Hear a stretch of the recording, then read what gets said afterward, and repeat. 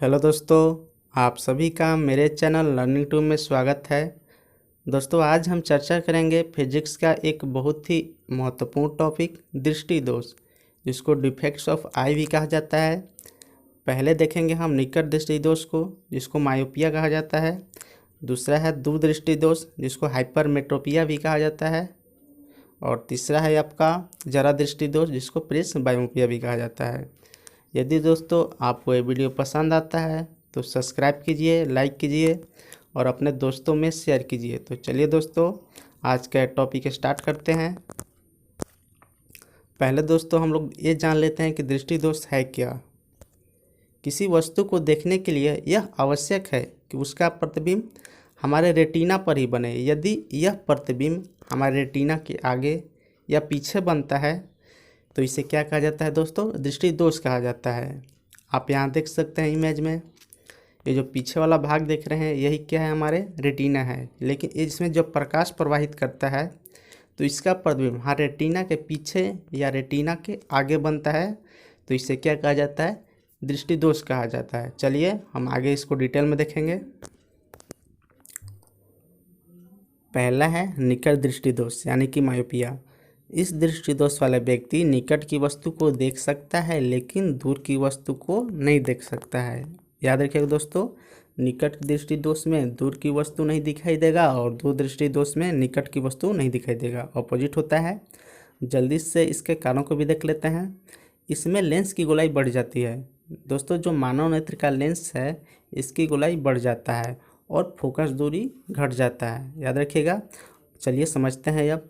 जो लेंस है हमारा, यह किस लेंस का भांति व्यवहार करता है? एक उत्तल लेंस, कहीं कहीं आपको बाइफोकल लेंस देखने को भी मिल जाएगा। जो इसका कार्य क्या है? किरणों को अभिसारित करना, मतलब एक जगह सिकुड़ कर रखना। लेकिन जैसे ही इसका डिफेक्ट होता है निकट दृष्टि दोष, इसमें गोलाई बढ़ जाता है और गोलाई बढ़ने से इसका क्षमता भी बढ़ जाता है।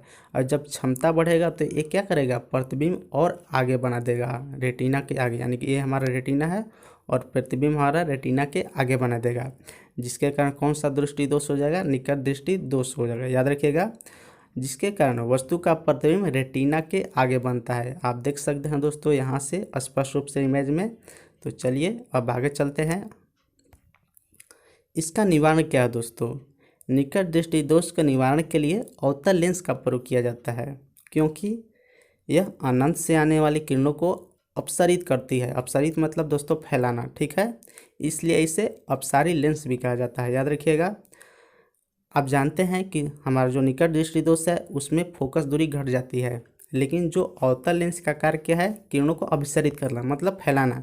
अगर हम यहाँ से चश्मे का उपयोग किया जाता है अवतल लेंस, तो क्या करता है? यह किरणों को हल्का फैला देता है, जिसके कारण ये जो प्रतिबिंब है हमारा कहाँ बन जाता है? रेटिना पर बन जाता है, जिसका निवारण अवतल लेंस से किया जा सकता है। याद रखिएगा दोस्तों।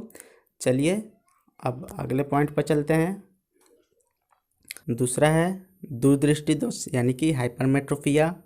इस दृष्टि दोष वाले व्यक्ति को दूर की वस्तु दिखाई देता है लेकिन नज़दीक की वस्तु नहीं दिखाई देता है। मैंने आपको तुरंत बताया कि दूरदृष्टि दोष में नज़दीक की वस्तु नहीं दिखाई देगा, ठीक। इसके दोष का कारण क्या है?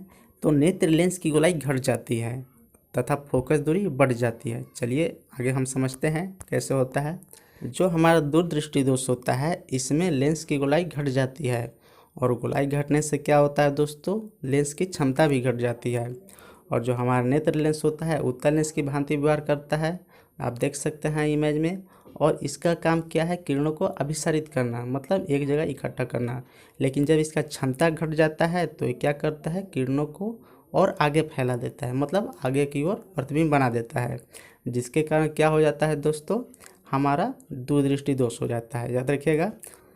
चलिए जल्दी से इसके निवारणों को भी देख लेते हैं।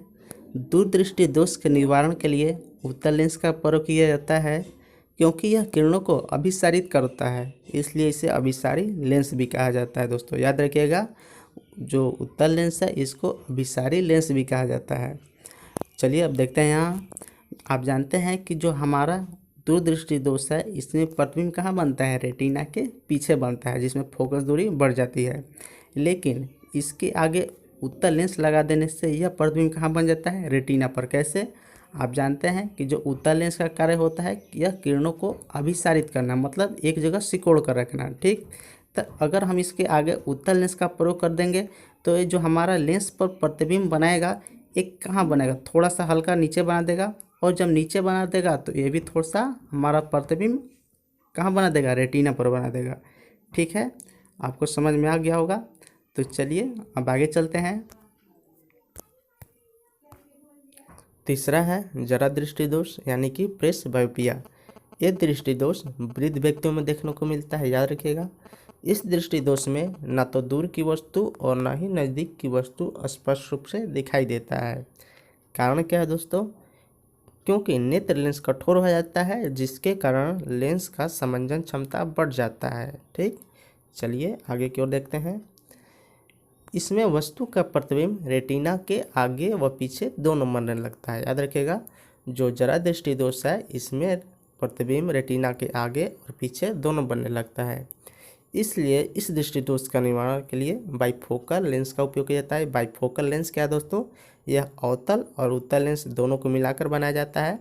आप यहाँ से इमेज में स्पष्ट रूप से देख सकते हैं। तो चलिए, अगर दोस्तों आपको ये वीडियो पसंद आया होगा तो सब्सक्राइब कीजिए, लाइक कीजिए, अपने दोस्तों में शेयर कीजिए।